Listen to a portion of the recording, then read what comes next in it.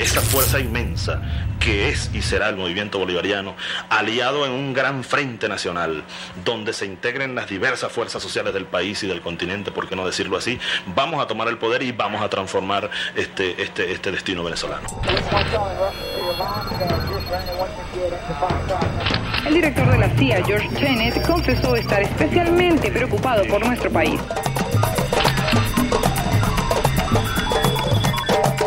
Obviously, Venezuela is important because they're the third largest supplier of petroleum. I would say that Mr. Chavez, and the State Department may say this, probably doesn't have the interest of the United States.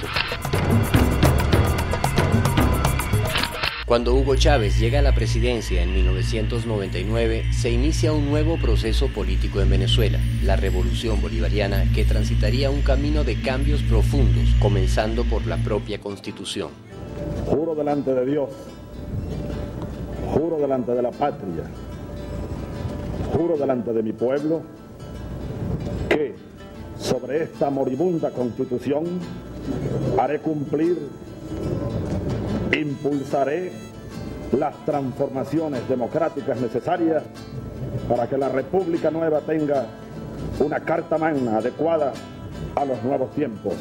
Lo juro. Esto jamás de los jamases ha ocurrido antes en Venezuela. Aquí en Venezuela han redactado muchas constituciones, incluyendo la moribunda.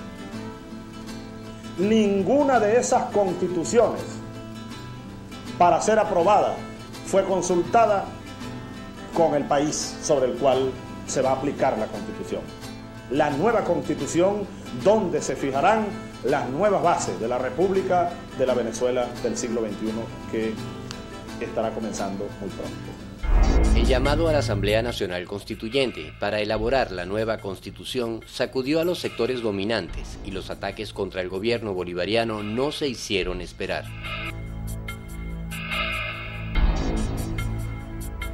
Que aquí se ha levantado una campaña pero tan irracional contra una idea que es absolutamente legítima, está en cualquier universidad, en facultades de derecho, en los textos constitucionales, en los textos de historia, está el tema del poder constituyente. Es un tema hermoso además. Con la nueva Constitución, aprobada por referéndum en diciembre de 1999, el proyecto bolivariano sembraba las bases legales para la transformación de la estructura de gobierno, abriendo las puertas a la participación de las mayorías. La nueva Constitución establecía también el principio de un mundo multipolar, un objetivo que el imperialismo norteamericano no estaba dispuesto a tolerar. En el mismo año que Venezuela estrenaba Constitución y comenzaba a transitar en paz el camino a una democracia popular, en los Estados Unidos el rumbo era muy diferente. Un mediocre empresario petrolero seguía una incierta carrera política. I'm George Bush.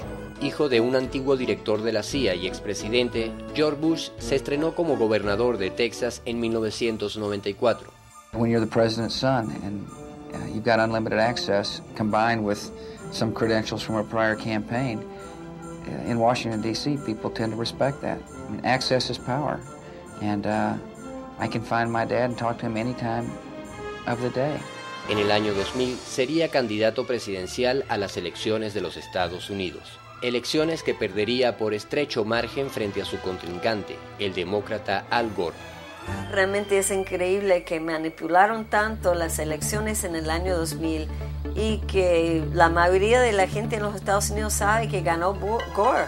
Y si ganó Gore, Al Gore, ¿por qué no llegó a ser presidente? En el estado de la Florida se movieron los hilos para cambiar el resultado de las elecciones. You know something? We are going to win Florida. Mark my words. You can write it down.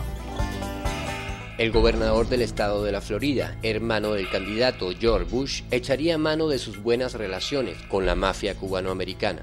Se vio el fruto de esa relación cuando fueron los mismos grupos cubanos exilados que realmente llegaron a parar el conteo de los votos, y eso contribuyó a que Gore no llegó a ser presidente. Es increíble.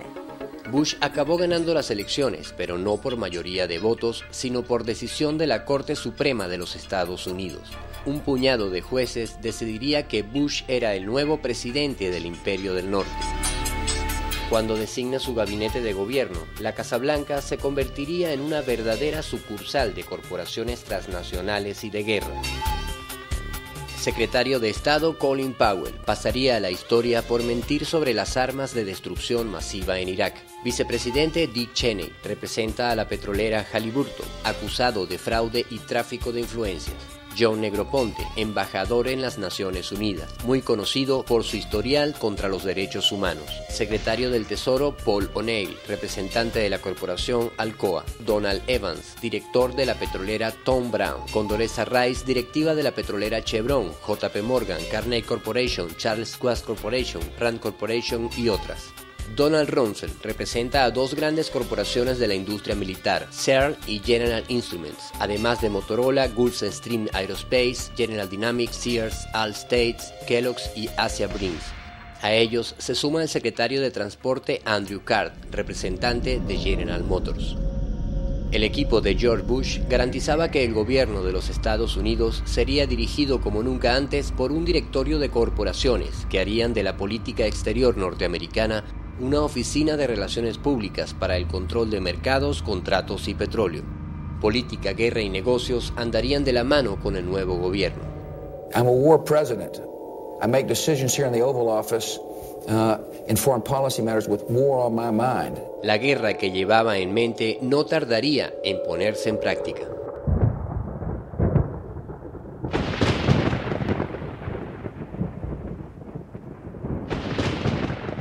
En septiembre del año 2001, miles de personas morían bajo los escombros de las Torres Gemelas en pleno corazón de los Estados Unidos. A raíz de ese atentado criminal contra el pueblo estadounidense, el gobierno de George Bush despliega una carrera armamentista y de intervención sin precedentes. And the people who knock these buildings down will hear all of us soon.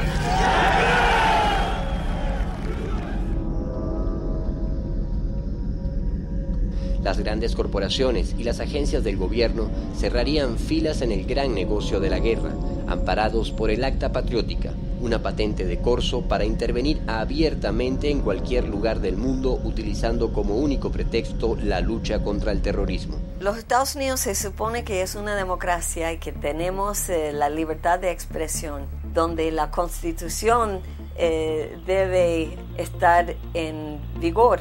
Pero cuando empezamos a ejercer nuestros derechos, a organizarnos, a hacer manifestaciones, a ir a Washington, a hacer protestas, entonces nos ponen en una lista de gente peligrosa. Por ejemplo, yo estoy en una lista de la FBI que me llaman criminal. Y hace poquito, cuando yo traté de ir a Canadá a una conferencia por la paz, no me dejaron pasar a la frontera porque me decían que yo estaba en la lista criminal de la FBI. Imagínense la ironía de que un hombre como Posada Carriles ya no está en la lista, pero una persona como yo, una mujer que ha dedicado su vida a la paz, yo estoy en la lista. Así que tenemos que luchar en los Estados Unidos, pero es difícil cuando gente sabe que cuando empieza a ejercer sus derechos, nos reprimen a nosotros.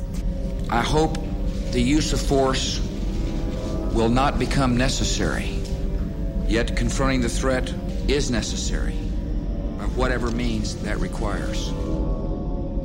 En octubre de 2001, los ataques del imperio comenzarían sobre Afganistán. We must stop the terror. I call upon all nations to do everything they can to stop these terrorist killers. 18 meses más tarde, le tocaría el turno a Irak.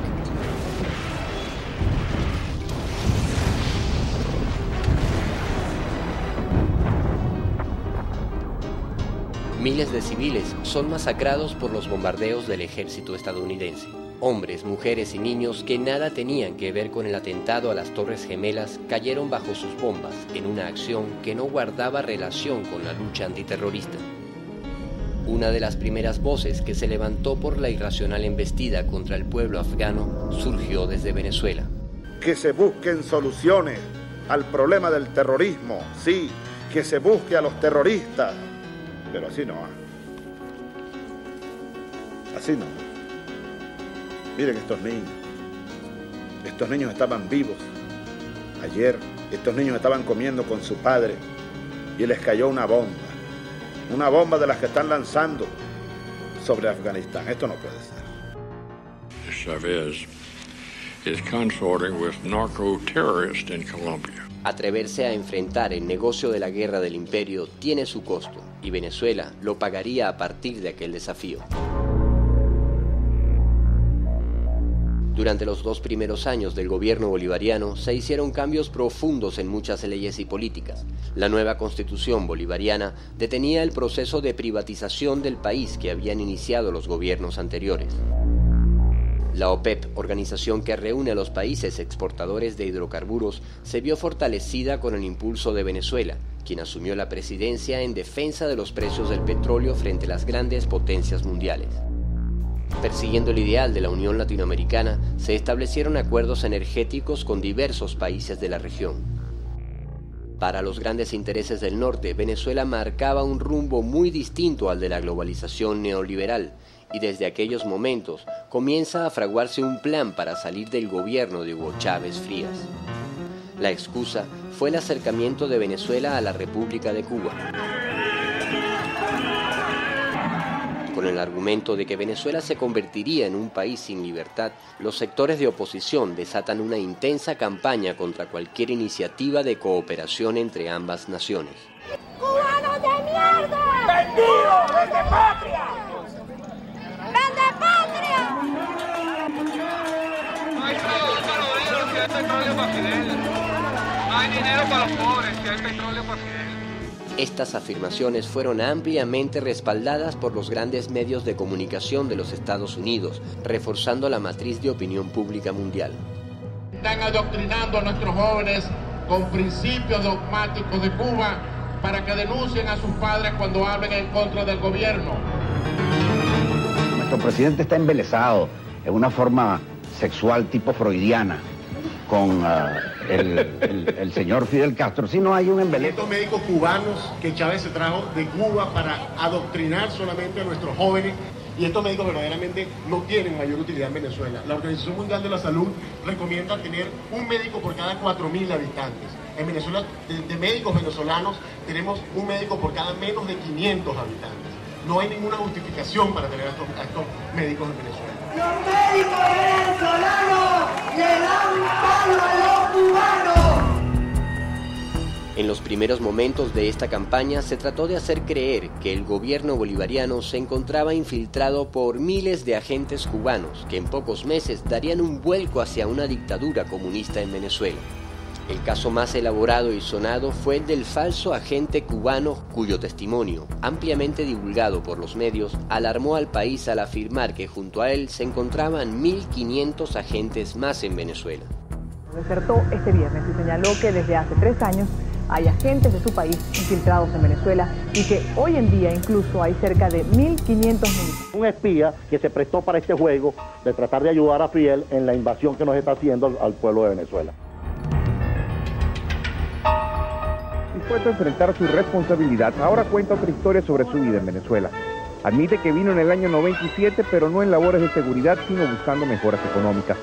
Contratado por la mafia cubana de Miami para protagonizar este show, el falso espía lo confesó todo a cámara, pidiendo disculpas por la farsa montada. Junto a otros elementos y el apoyo de la mafia de Miami, revelaban la existencia de una estructura de propaganda muy bien organizada y financiada que continuaría creando matrices de opinión para destruir el proceso de cambios en Venezuela. Una clase social poderosa se lanzó contra las medidas de gobierno.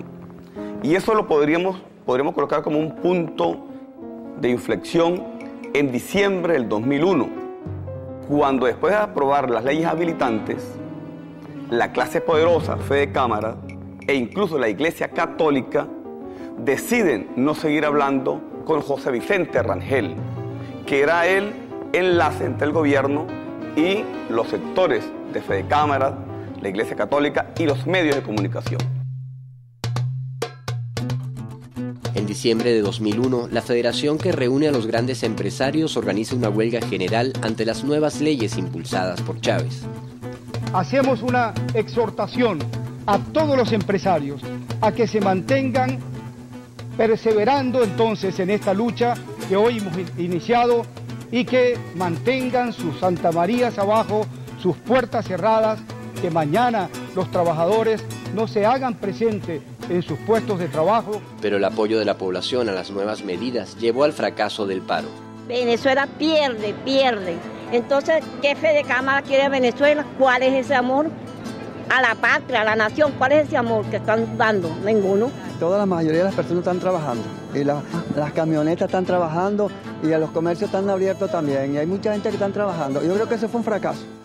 La receta del perfecto golpe de Estado que los gobiernos estadounidenses habían aplicado en América Latina por 50 años les fracasaba en Venezuela al chocar con el enorme apoyo popular con que contaba la revolución bolivariana. El pueblo venezolano veía en las leyes de tierras, la ley de pesca y otras 47 nuevas leyes la materialización de una distribución más equitativa de la riqueza. Esa ley de tierra es para el pobre, no para los ricos, porque los ricos quieren para los bolsillos de ellos. Porque Chávez les ha dicho la verdad, ¿ve? Entonces, anteriormente la gente no decía nada porque todo el tiempo era mentira. Yo les prometo, les digo, pero como nadie cumplió, pero como ahora le dice la verdad, el que coma y que se pique, como él dice, eso es lo que yo digo. Yo 100% lo apoyo a Chávez. Y por esa razón, todos los días que me queden a mí de vida no son míos, sino que le pertenecen al pueblo heroico de Venezuela. Yo viviré todo lo que me quede de vida para entregarme por entero a la revolución bolivariana, a la construcción del socialismo venezolano del siglo XXI. Ante el fracaso del paro del 2001, el gobierno estadounidense destinó grandes cantidades de dinero a financiar a los grupos y personajes que le servirían como agentes de desestabilización. Se forma un comité en Washington, un comité interministerial, con la participación de todas las agencias envueltas en las intervenciones.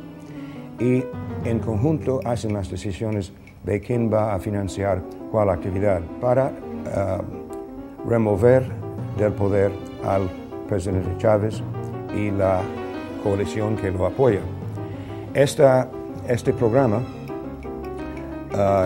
tiene 4 participantes principales. La NED, con sus 4 fundaciones asociadas, la Agencia de Desarrollo Internacional, o AID, y la CIA, con actividades clandestinas y el financiamiento adicional que puede ser necesario. Millones de dólares que están repartidos entre decenas de organizaciones venezolanas. Lo que he conseguido hasta el momento ya es un esquema muy compleja y muy profunda de intervención, no solamente financiamiento, sino apoyo y entrenamiento político. Los primeros documentos que salieron fueron de este National Endowment for Democracy, o la NED, que me entregaron 2,000 páginas, un poquito más, sobre todos los proyectos que ellos estaban realizando aquí en Venezuela. Lo que se veía en ese documento era un financiamiento a los sectores de la oposición. Hoy hemos llegado hasta la Avenida Bolívar, pero que se preparen porque el 11 de junio vamos hasta Miraflores. ¿Cómo se hace esto? Pues el dinero viene del gobierno al Fondo Nacional para la Democracia. NED entonces pasa el dinero a una de las 4 fundaciones asociadas, como de los 2 partidos políticos y la Central Sindical o la Cámara de Comercio, y ellos canalizan el dinero a través de contratos con organizaciones venezolanas.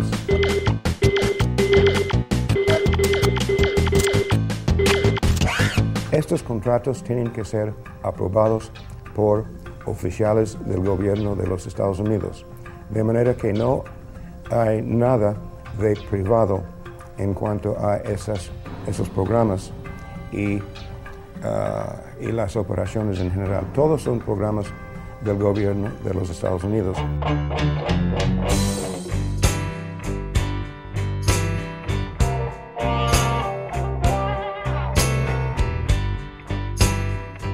Tratan de disfrazarlos como programas de instituciones particulares. En el caso del ANEL, lo que fue evidente era que en el año 2000 y antes, a Venezuela le daban más o menos $200,000 al año a todos los proyectos diferentes que tenían aquí, que no eran muchos. De 2000 a 2001 subió a $800,000-$700,000. Así 4 veces más de lo que estaban dando al año anterior. Con el financiamiento encubierto y el apoyo de la embajada estadounidense, se impulsaron operadores políticos y acciones preparatorias para el derrocamiento del presidente Chávez en abril de 2002. Evidencia de ello son los documentos secretos de la CIA elaborados desde Caracas y desclasificados tiempo más tarde. Este es uno de esos informes secretos donde se da cuenta de la labor de inteligencia realizada por un agente, sondeando las inclinaciones de los alcaldes del país en busca de potenciales aliados para el golpe de Estado que se venía fraguando. Este informe confidencial fue enviado a las oficinas de la CIA en Washington, a la Dirección de Inteligencia del Pentágono y al Consejo Nacional de Seguridad. En él se describe en detalle información recolectada a comienzos de abril de 2002 sobre el alcalde bolivariano Freddy Bernal, fiel al gobierno de Chávez. El agente encargado de recolectar la información incluyó una ficha biográfica del alcalde venezolano con datos personales. Tener los detalles de los seguidores del presidente Chávez era una información muy útil para la persecución que sobre ellos se desataría semanas más tarde. La mayor parte del contenido del informe fue tachado por la CIA antes de ser desclasificado, pero olvidaron un detalle, el nombre del agente que resultó ser ni más ni menos el flamante embajador de los Estados Unidos, Mr. Charles Shapiro. Así funciona la intervención del norte, empleando como personal de inteligencia a funcionarios diplomáticos. Embajadores cuya misión no es representar a su país, sino desestabilizar a los países anfitriones, realizando un trabajo de inteligencia y reclutamiento entre figuras de la política, la televisión, periodistas, directores de medios como Víctor Ferreres, quien para la época manejaba la televisora más comprometida con la conspiración. Un golpe de Estado venía en camino. Pacíficamente nuestra marcha hacia la avenida Bolívar por la ruta de la autopista Francisco Pajano. En abril del año 2002 se produce el golpe de Estado. Una manifestación de oposición es conducida por sus líderes al sitio donde se encontraba otra manifestación de simpatizantes del presidente Chávez. En el lugar, los golpistas habían preparado una emboscada con participación de francotiradores que desde los edificios dispararon contra ambas manifestaciones. Un señor que estaba allá en el segundo piso del edificio comenzó a disparar y un muchacho que estaba aquí con nosotros fue herido en la cabeza. El clima de terror había sido creado. Culpando al presidente Chávez, tenían la justificación para dar el golpe de Estado. A todas las Fuerzas Armadas, por favor, actúen, este gobierno ya es ilegítimo. Lo importante es que ahora asuma la responsabilidad ante el país de renunciar y de facilitarle al país que la transición se produzca con el menor costo. Se articuló el interés transnacional, la participación norteamericana directa en el golpe con la fuerza que tenían en la conducción de PDVSA y lo que tenían en las Fuerzas Armadas. Todo eso se conjugó y se produjo el golpe de Estado. Hemos decidido dirigirnos al pueblo venezolano para desconocer el actual régimen de gobierno y la autoridad de Hugo Rafael Chávez Frías. El presidente Chávez se encontraba en el Palacio de Gobierno. Allí recibe el mensaje de los golpistas emplazándolo a entregarse bajo la amenaza de un bombardeo contra la sede gubernamental. Y estaba en una situación A y una posible salida de los aviones porque ese era lo que se veía en el ambiente. Chequearon los aviones, había 3 aviones listos para salir. Yo me pongo de acuerdo con la gente que tenía allí en el hangar para prender las luces del hangar y de la rampa, las luces que dan a las torretas que dan hacia la rampa donde están los F-16. Mientras ellos prendían las luces, yo salía a llamar a los F-máquinas para abortar la misión, que los aviones no salían. Habían otros que estaban tratando de desconectarle batería del avión. A la par de esto viene la gente que estaba en comando de base con el difunto Torres Finón reunido. En ese momento llegan ellos con su comitiva de los vehículos y mandan a interrumpir el tráfico en la parte de la rampa con los camiones de los bomberos y todo eso, para evitar la posible salida. Ante la amenaza de bombardear la céntrica zona donde está ubicado el Palacio de Gobierno, Chávez accede a entregarse a los golpistas, quienes lo llevan detenido. No es que él renunció, pues el presidente no renunció. La silla está detrás de todo esto, todo el mundo lo sabe. Nosotros veníamos diciendo, tenemos documentos con 19 pasos de un golpe de Estado. Presidente, volveremos, no joda. Esta vaina es la final. Que no nos hemos ido. Así es,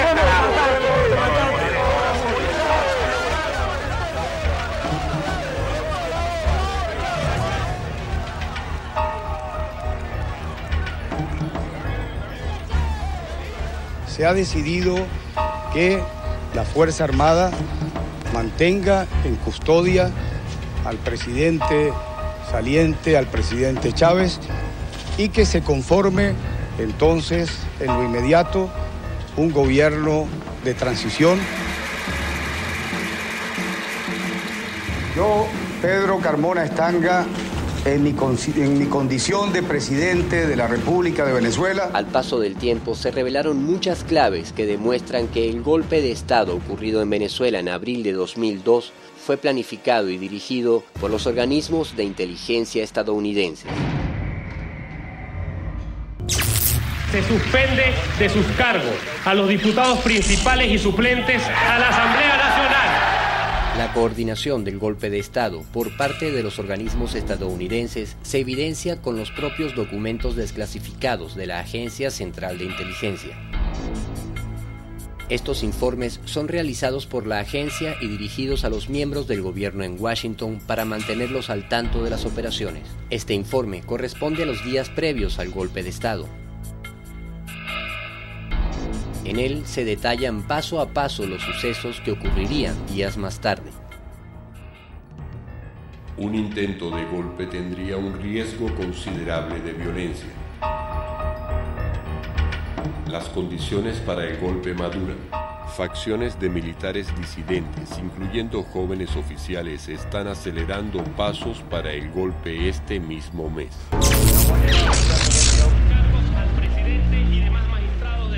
Para el golpe de Estado contra el presidente Chávez, el Departamento de Estado preparó una estrategia de cooperación internacional. Entre los pocos que se sumaron al plan de Bush se encontraba el expresidente español Aznar. España trabaja y Estados Unidos en un margen de confianza muy profundo, muy sólido y muy estrecho. Spain and the United States are working together within a framework of very solid and close cooperation and confidence. Así estoy decidido que siga siendo para el futuro. And I am determined that this will continue to be the case in future. Y en nuestra aspiración y nuestro objetivo común de defender un mundo más libre, más justo, más estable y con más prosperidad. Con el apoyo del gobierno español de la época, se preparó una estrategia para avalar al nuevo gobierno que tomó el poder en Venezuela. A manos de diputados españoles llegaron evidencias que revelaba el apoyo recibido por los golpistas de parte del gobierno español. Pedro Carmona había estado justo antes del golpe en España y se había entrevistado con los anteriores dirigentes del gobierno español, que ya no están por fortuna. Estaban planeando ya el golpe porque él se entrevistó como si fuera presidente y se vino aquí inmediatamente para perpetrar el golpe. Y desde luego todas las noticias que llegaban a España conducían a lo mismo, que se trataba de un intento por parte de Estados Unidos apoyado por el gobierno de Aznar para desestabilizar un gobierno democrático e instaurar de nuevo un gobierno ilegítimo y subyugado a los intereses económicos de Estados Unidos. Reconoció al golpista como presidente y hizo declaraciones, sacaron un comunicado conjunto el embajador norteamericano y el embajador español apoyando el golpe de Estado y reconociendo su legitimidad.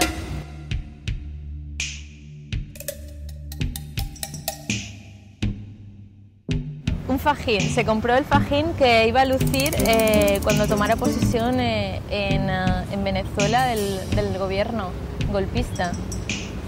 Se lo encargó a hacer allí un Fajín a medida en España. En condición de presidente de la República de Venezuela. Otro elemento que demuestra la participación estadounidense en el golpe de 2002 es la presencia directa de equipo y personal militar estadounidense en territorio venezolano.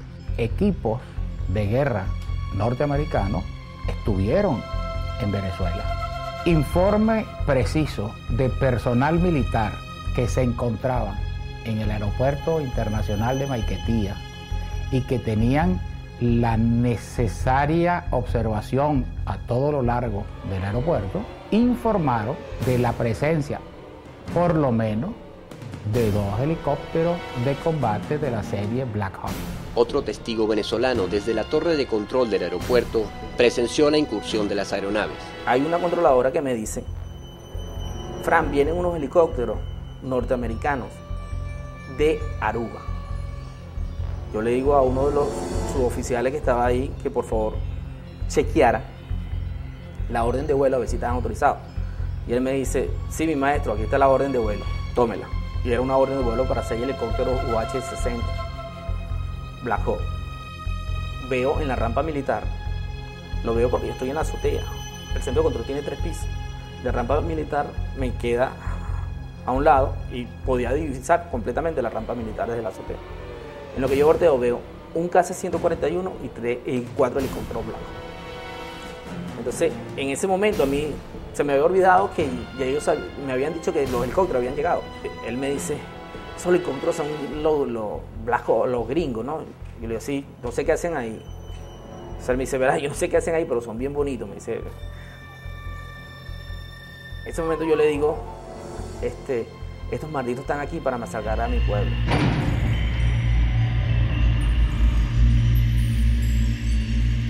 Yo bajo, le digo a los civiles que están ahí de guardia que yo me voy a Maracay, apenas a las 6:30 de la mañana me voy a Maracay. Y a los militares les digo, yo voy a Maracay y voy a levantar un informe de lo que ha pasado aquí. En mi condición de presidente de la República de Venezuela. El golpe fue acompañado de operaciones encubiertas que fracasaron a pesar de haber sido cuidadosamente planificadas. En la isla donde mantenían detenido a Chávez se encontraban aeronaves estadounidenses de uso civil dispuestas para trasladarlo secretamente hacia un destino incierto. Pero el presidente Chávez, desde el lugar de su reclusión, logra comunicarse con el exterior a través de un soldado que lleva su mensaje. Entonces, una vez que se conoce el paradero del presidente, la idea es que devuelvan al presidente. Está todo el preparativo de tipo militar. Ya están designados quiénes son el equipo militar de los paracaidistas que van a trasladarse a la Orchila. Y todo está preparado desde el punto de vista militar. Hay que ir a un rescate. Cuando el comando que va a rescatar al presidente Chávez llega a la isla de la Orchila, se encuentra con una sorpresa. Al final de la pista de aterrizaje de la base naval de la isla de la Orchila estaba aparcado una aeronave de ala fija, un avión pequeño de ala fija, con siglas norteamericanas.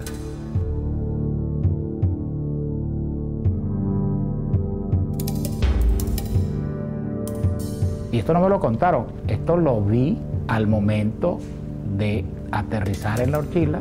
Los 3 helicópteros que habían salido de la brigada de paracaidistas de Maracay, no teníamos idea de por qué estaba, porque no había sido el avión con que trasladaron al presidente, porque si el presidente estaba en Turiamo, ese avión, ¿por qué estaba allí? En ese momento no teníamos ni idea. Interrogantes como esa quedarían sin respuesta, pero otras saldrían a la luz después del retorno del presidente Chávez. La participación estadounidense en aquel atentado a Venezuela dejó muchas huellas imposibles de borrar. Manual del golpe de Estado. Este es un trabajo que se refiere, bueno, a documentos que el gobierno de Estados Unidos ha emitido en distintas ocasiones y que han permitido conformar el llamado Manual del Perfecto Golpe de Estado Latinoamericano. Cientos y cientos de documentos desclasificados junto a testigos y evidencias inocultables demuestran la injerencia del gobierno estadounidense contra la democracia venezolana en el golpe de abril. El Senado estadounidense obligó al gobierno de Bush a abrir una investigación oficial sobre su participación en el golpe. El silencio de la Casa Blanca era inaceptable ante las contundentes denuncias. El fiscal general de los Estados Unidos elaboró un informe en julio de 2002, donde se reconocía el financiamiento encubierto. La NED, el Pentágono y la Casa Blanca dieron entrenamiento y apoyo financiero por un total de $3.3 millones a grupos y venezolanos que estuvieron involucrados en el golpe de Estado de abril de 2002. El informe también reconocía la presencia de militares estadounidenses actuando con los golpistas. Grupos estadounidenses estuvieron en Fuerte Tiuna y en otras unidades militares en la tarde del 11 de abril durante la escalada de los eventos. El 13 de abril, 2 miembros de la agregaduría militar de nuestra embajada visitaron el Fuerte Tiuna y se reunieron con sus contrapartes. El informe del fiscal general reconocía también la presencia de buques y aeronaves. Los Estados Unidos tenían fuerzas navales y helicópteros operando cerca de la isla de La Orchila, donde el presidente Chávez estaba detenido. A pesar del cúmulo de evidencias que el fiscal se vio obligado a reconocer, las conclusiones de su informe fueron una burla a la razón. La política de los Estados Unidos hacia Venezuela durante el periodo mencionado fue apoyar la democracia y la constitucionalidad.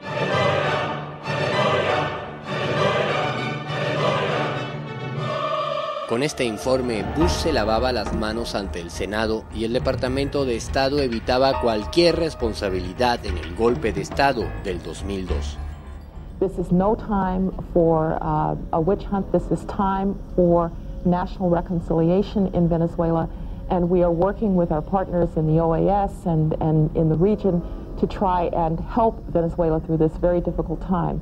But we do hope that Chavez recognizes that the whole world is watching and that he takes advantage of this opportunity to right his own ship, which has been moving, frankly, in the wrong direction for quite a long time. A la misma hora que los brillantes voceros de la Casa Blanca daban estas declaraciones, en el estado de la Florida impulsaban actividades muy diferentes.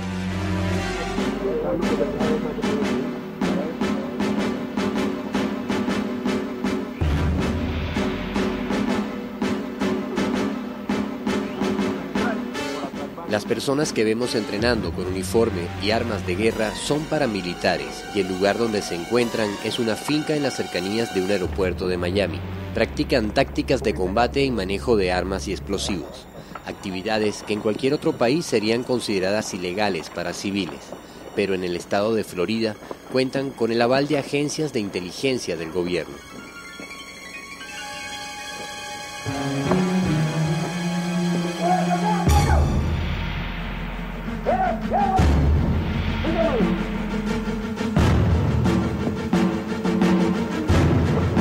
Rodolfo Frometa es el jefe de este grupo paramilitar, a quien el apoyo de políticos estadounidenses le permite preparar comandos para operaciones en América Latina.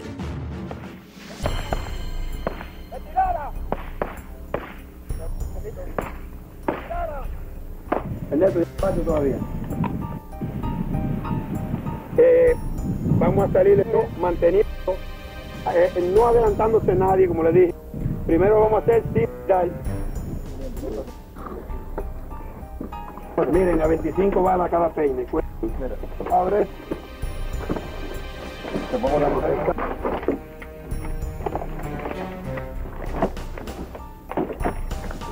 Arriba, lleva, mete 26. Pon eso junto con eso. Cada cajita de esa trae, si no me equivoco. Todo el trabajo que se ha hecho por Comando F4 en Cuba recientemente, los Comandos F4 llegaron a quemar un depósito de petróleo que se encuentra en la provincia de Santi Espíritu, en un lugar que le dicen Casirda, fue destruido totalmente. Fueron puestas proclamas en varios lugares. Fue quemada una guagua de la compañía Gaviota, que toda la divisa que se colecta va a pasar a la Fuerza Armada a Raucatro.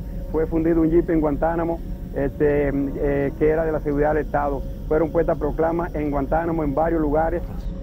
Los armamentos que usamos, los comandos F4, AK-47, R-15, se usa un rifle también, que es en este caso 30-08, para especialmente tiro especial a larga distancia. Se pueden comprar también metralladora calibre 50 semiautomática, pistola 9 milímetros, pistola, también se usa la Makarov, que en Cuba es la que usa el gobierno cubano. Y todo este armamento aquí lo venden en cualquier armería. Grupos como este sirven de apoyo a las políticas intervencionistas en América Latina desde hace 50 años. El respaldo oficial les permite mantener oficinas en Miami, celebrar reuniones con conocidos sectores políticos y convocar abiertamente ruedas de prensa con el aval del mismísimo gobernador de la Florida, Jeb Bush, hermano del presidente de los Estados Unidos. Las operaciones que le son encomendadas no se limitan a Cuba. Entre sus objetivos también está Venezuela. Le hacemos training a otro grupo de gente que queremos que no sean conocidas para el momento debido. Okay. ¿Qué resultados han tenido? ¿Han tenido buen resultado? Hemos tenido muy buen resultado porque hasta ahora todo el trabajo que se ha hecho por Comando F4, por ejemplo, a nivel internacional, está dando resultados. Hemos tenido unas informaciones muy buenas de la infiltración de Comando F4 en el caso de Venezuela. La infiltración de Comando F4 en el caso de Venezuela. La persona que vemos impartiendo instrucciones a paramilitares en territorio norteamericano es el capitán venezolano Luis García Morales, activo opositor al presidente Chávez. Así como él, otros personajes de la oposición golpista pasaron por allí. Hace 2 años y medio atrás que el coronel Soto vino aquí desde Venezuela, se entrevistó con nosotros y yo le di la sugerencia antes de la primera manifestación de Venezuela que había que eliminar a Chávez. La injerencia del norte se valió de personajes que en Venezuela se presentaban como líderes de una oposición pacífica, luchadores por la libertad y la democracia, mientras mantenían estrechos vínculos con el terrorismo que avalan las agencias de inteligencia extranjeras.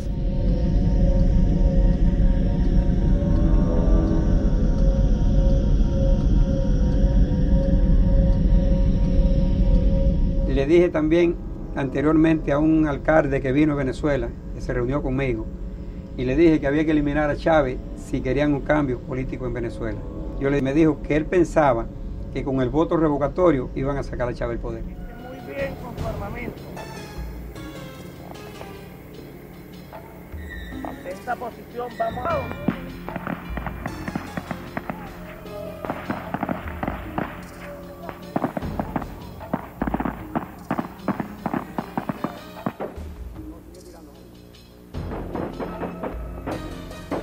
Estamos haciendo ejercicios militares together en Venezuela Pisco y tenemos una alianza con un compromiso de que intercambiar información de contrainteligencia militar, ellos a nosotros y nosotros a ellos. ¿Qué frecuencia más o menos practican? ¿Cómo se sienten? ¿Hablan? La frecuencia en que se practican es de acuerdo a la necesidad que nosotros tenemos en la organización, de acuerdo al momento determinado. ¿Están preparados? ¿Cómo se sienten? Estamos preparados y nos sentimos orgullosos de pertenecer a Comando F4, ya que es una de las organizaciones que ha sabido llevar la lucha directamente dentro de Cuba. Avanzando a poco a poco, mantiendo el alineamiento. Venezolana, entra un poquito más. Arriba, la gente de Venezuela, el alineamiento, avanzando. El objetivo en el caso militar es la penetración inmediata y la aniquilación rápida del objetivo en el menor tiempo posible para lograr rápidamente lo que queremos en ese momento. Nunca damos a conocer todo el trabajo nuestro por medida de seguridad, ni nunca damos a conocer cuántos miembros tiene Comando F4, ni nunca damos a conocer en Cuba quiénes son los que trabajan con nosotros, ni en países como Venezuela, que el nombre de Francisco Caballero es un nombre de guerra, para que pueda trabajar sin que sepan quién es. y tenemos varios miembros del Comando F4 en Venezuela trabajando, pero no damos a conocer sus nombres. Le damos nombres que no son los legítimos de ellos. Avanzando poco a poco, manteniendo el alineamiento. Venezolana, entra un poquito más. Arriba, la gente de Venezuela, el alineamiento, avanzando. Si a Chávez no le arrancan la cabeza, tienen otro caudillo en Latinoamérica. Los métodos empleados por la injerencia estadounidense contra Venezuela han constituido una verdadera avalancha de terrorismo, conspiraciones y atentados, utilizando todos los niveles del poder imperial. Desde Washington, el secretario de Estado norteamericano, Colin Powell, expresó su preocupación por ciertas acciones del presidente de Venezuela.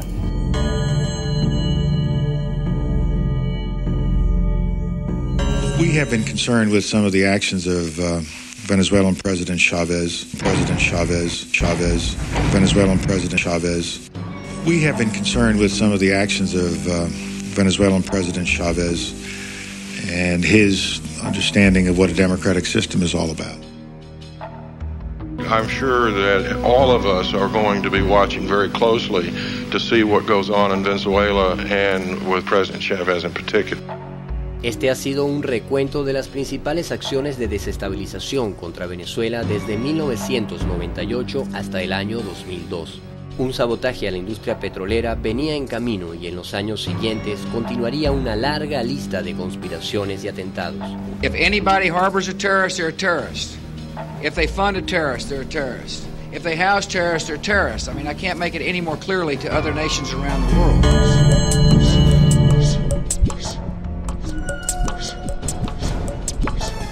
La injerencia contra Venezuela dejó de ser una invasión silenciosa para convertirse en una abierta guerra por el petróleo en la que el imperio no ha cosechado sino fracasos ante la determinación de un pueblo soberano. Declaramos abiertamente el carácter antiimperialista de esta revolución que hoy vengo a ratificarlo. Esta revolución ratifica hoy con más fuerza su carácter antiimperialista. W. Bush, te habla una ciudadana de la República Bolivariana de Venezuela. Nosotros aquí, en este país, no te queremos, no estamos de acuerdo con tu política imperialista. A ellos les encanta someter a los pueblos para después vivir de ellos. Estamos contra la política intervencionista norteamericana. A Hugo Chávez Frías hay que dejarlo gobernar. Latinoamérica uniéndose va a hacerle frente al gobierno de los Estados Unidos, a este y al que venga. La CIA siempre ha estado detrás de toda la política de América Latina. Y nosotros como Venezuela somos un pueblo ahora soberano y libre, no vamos a dejar ni que se atropelle Venezuela ni que venga por nuestros recursos, porque les haremos de frente